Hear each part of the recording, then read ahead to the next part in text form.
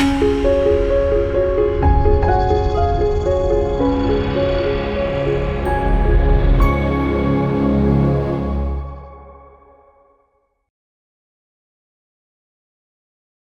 మాత్రం. నేను మీ journalist Navatha. Welcome to R voice. మీ అందరికీ తెలిసిందే, విద్యార్థుల ముసుగులో పార్లమెంటు ముట్టడి చేస్తామని కొందరు శాంతి భద్రతలకు విఘాతం కలిగిస్తూ అసంఘిక శక్తులు అందులో దూరి ఎంత మారణ హోమాన్ని సృష్టించాయి అనేది. ప్రాణాలు పోలేదు కానీ చాలా వరకు ప్రాణాలు పోయే పరిస్థితి వచ్చింది. పైగా వీళ్ళంతా కూడా అమాయకులు, ఎవరి మీద కేసులు పెట్టొద్దు అని మాట్లాడుతున్నారు. ఇదే సమయంలో అక్కడ విద్యార్థులకు హాని కలగకూడదు, ఎలాంటి ఇబ్బంది రాకూడదు, అలాగే పార్లమెంట్లోకి వీళ్ళు చొచ్చుకుపోకుండా ఉండాలి అని కాపలా కాస్తున్న పోలీసులు, జవాన్లు ఘోరమైన దాడులకు గురయ్యారు. పెప్పర్ స్ప్రేలతోటి, కర్రలతోటి, కత్తులతోటి ఎన్ని దాడులు చేశారో మనందరికీ తెలిసిందే. మాకు న్యాయం చేయాలి అంటూ కూడా ఈ పోలీసు కుటుంబాలు కోర్టును ఆశ్రయించడం కూడా జరిగింది. సరే, కోర్టులు ఎలాంటి తీర్పులు ఇస్తాయి, వాళ్ళకి ఏ విధంగా న్యాయం జరుగుతుందో నాకు తెలియదులే, కానీ ఒక పోలీస్ ఆఫీసర్ కూతురు మాట్లాడిన మాటలు మాత్రం నిజంగా మనసును ఎక్కడో ఇట్లా మెల్లిపట్టి బాధ పెట్టేస్తాయి. చూడండి, అలా అనిపించింది. రక్షణ కల్పించాల్సిన పోలీస్కే రక్షణ లేకపోతే ఈ వ్యవస్థను ఎవరు రక్షిస్తారు అనే ఒక ప్రశ్న నాలో ఉత్పన్నమైంది. అమ్మాయి మాట్లాడిన మాటలు మీరు ఒకసారి చూడండి. Hello, my name is Kunjal. I am a student of DU.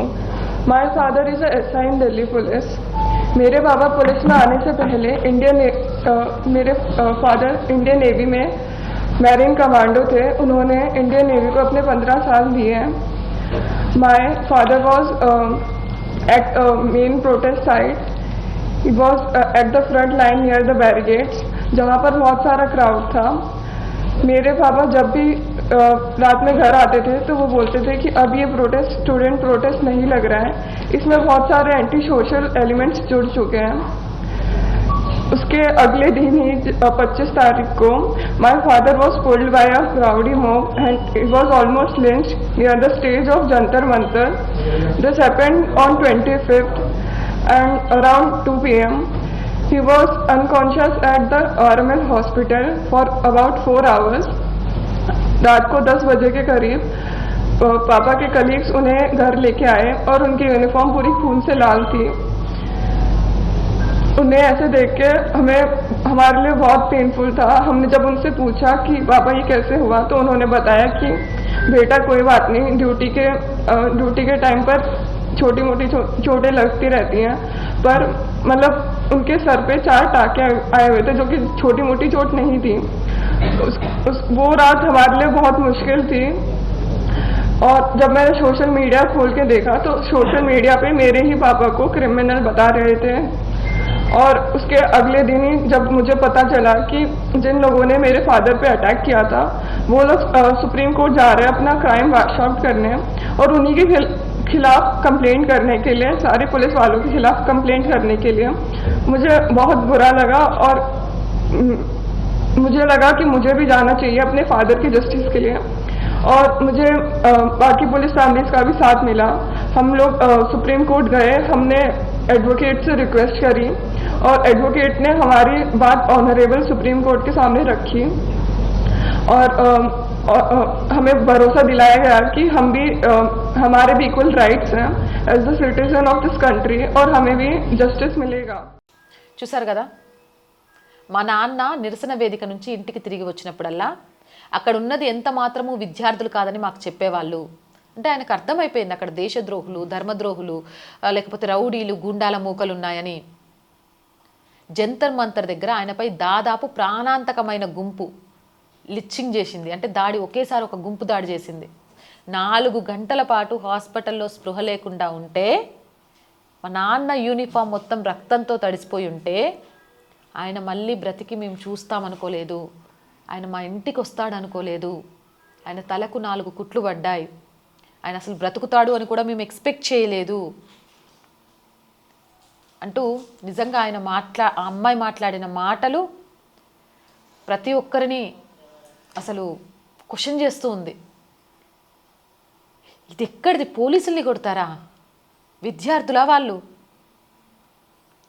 రక్షించడానికి మనల్ని రాత్రింబవళ్ళు కుటుంబాలను వదిలి ఒక పండగ పబ్బం సంతోషం ఏమీ లేకుండా 24 గంటలు మన కోసం రక్షణ వ్యవస్థలాగా ఉన్న పోలీసుల్ని ఎలాంటి పర్మిషన్ లేకుండా పార్లమెంట్ ముట్టడికి పార్లమెంట్లోకి చొచ్చుకుపోవడానికి వచ్చి వాళ్ళ మీదే దాడి చేసి సోషల్ మీడియాలో పోలీసులే నేరగాళ్ళు అన్నట్టు ముద్ర వేస్తున్నారు. అమ్మాయి కూడా అదే బాధపడ్డది. చివరికి మా నాన్న నేరస్తుడుగా సోషల్ మీడియాలో కొందరు మాట్లాడుతున్నారు అని కన్నీళ్లను కంటి కింద ఆపుకొని మాట్లాడింది. ఈ అమ్మాయికి ఎవరు సమాధానం చెప్తారు? ఇలాంటి పోలీస్ కుటుంబాలకు ఎవరు సమాధానం చెప్తారు? ఇలాంటి పోలీసుల పక్షాన ఎవరు ఏమంటారు నిరసన చేస్తారు? ఎవరు ఆందోళన చేస్తారు? పోలీసులు చేసింది తప్ప అంటే వాళ్ళని కొడుతుంటే కొట్టమనాలి, వాళ్ళ ప్రాణాలు పోతుంటే చూస్తూ ఉండాలి. ఒక గుంపంతా వచ్చి వాళ్ళని కొడుతుంటే లాఠీ ఎత్తితే పోలీసులు లాఠీ ఎత్తారు. పోలీసులు రాక్షసులు. పెప్పర్ స్ప్రేలు కళ్ళ మీద కొడుతుంటే వాళ్ళని అక్కడి నుంచి తరిమేస్తుంటే పోలీసులు రాక్షసులు. మరి పోలీసుల మీద రాక్షసులుగా ప్రవర్తిస్తున్న వారి గురించి మాట్లాడరా? ఆ కూతురికి ఎవరు సమాధానం చెప్తారు? ఏమని సమాధానం చెప్తారు?